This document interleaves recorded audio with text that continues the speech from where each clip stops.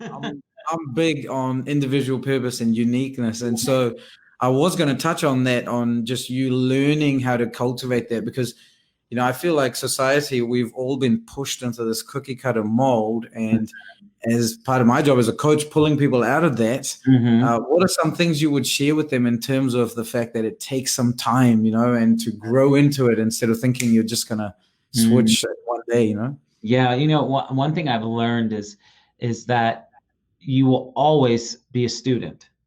You will always be a student. Live life being a student, and growing up, my mom would tell me, she would say, and my dad, I remember my dad saying this too. He would say, Micah, you don't know everything.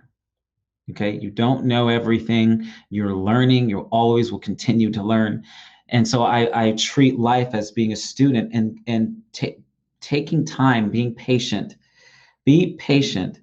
My mom would tell me, she'd say, you're a flower that is budding. Give yourself a chance to go through the process, to open up. Give yourself the chance. I knew later on that God was, in my teens, that God was calling me to be a prophet, a seer, but I had no idea what it would look like. And so taking that process with the Lord to allow yourself to grow into more of what he's saying to you, and to enjoy it, to enjoy the patience, to enjoy that time. But people who remember that they're always a student, that they're always taking that humble approach of bowing before the Lord. I remember mom saying, when you get into your time with God, you bow before the Lord. You bow before him. And what she was saying was, those revelations you see, that you have, that you experience, they come from God.